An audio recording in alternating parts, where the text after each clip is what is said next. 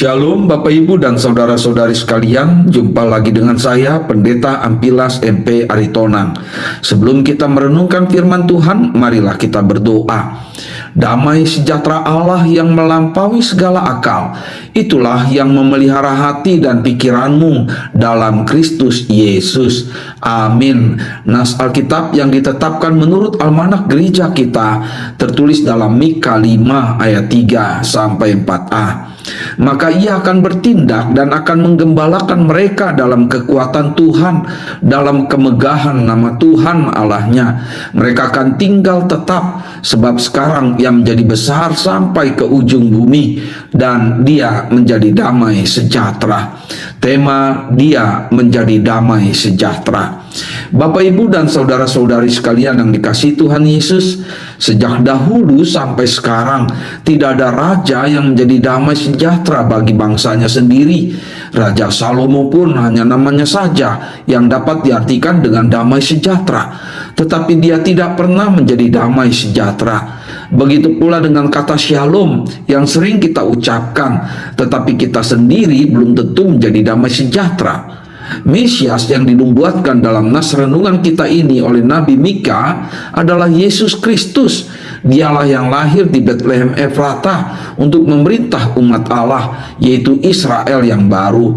Mesias artinya raja yang diurapi di dalam nama Allah.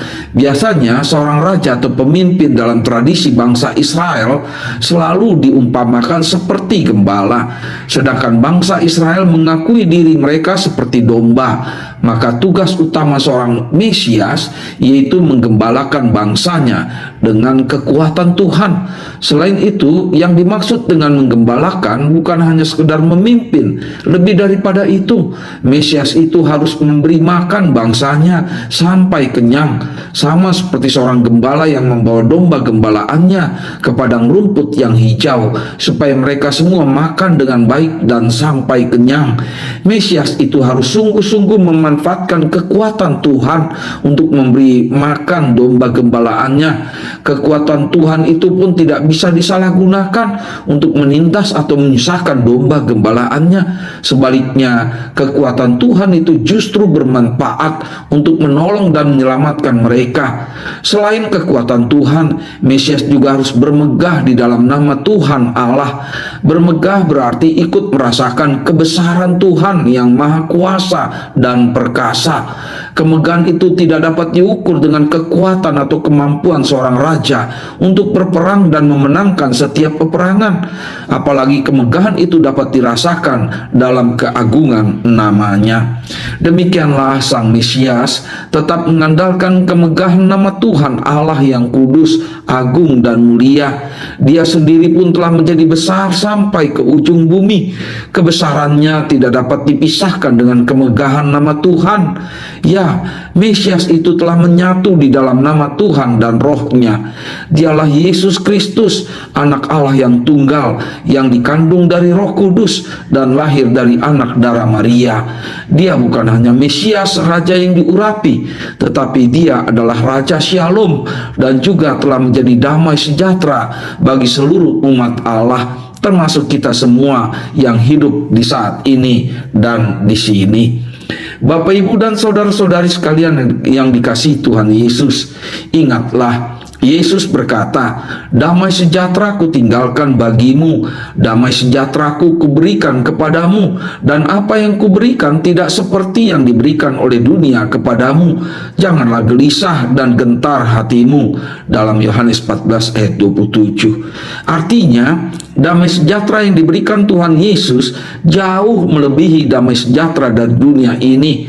Damai sejahtera Yesus meliputi semua yang kita butuhkan untuk tetap percaya dan mengatasi kegelisahan ataupun kegentaran dalam menjalani hidup kita di dunia ini.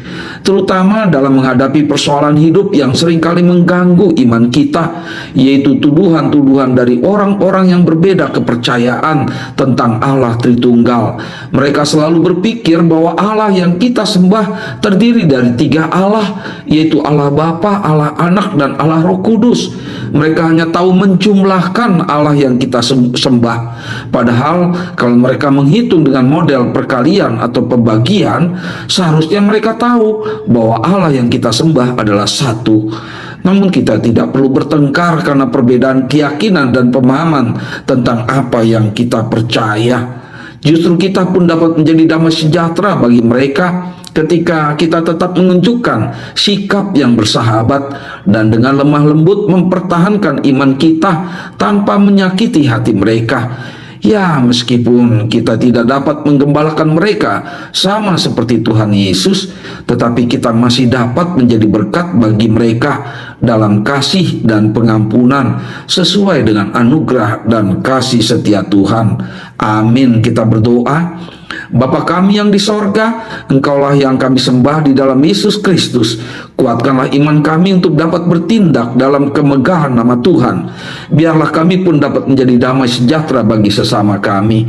Amin. Bapa kami yang di sorga, dikuduskanlah namamu, datanglah kerajaanmu, jadilah kehendak-Mu di bumi seperti di sorga. Berikanlah kami pada hari ini makanan kami yang secukupnya, dan ampunilah kami akan kesalahan kami, seperti kami juga mengampuni orang yang bersalah kepada kami. Dan janganlah membawa kami ke dalam pencobaan, tetapi lepaskanlah kami daripada yang jahat, karena Engkaulah yang mempunyai kerajaan dan kekuasaan dan kemuliaan sampai selama-lamanya.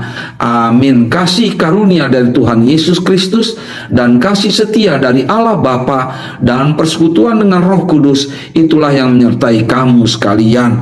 Amin. Sampai jumpa lagi Bapak, Ibu, dan saudara-saudari sekalian bersama dengan saya, Pendeta Ampilas MP Aritonang. Shalom.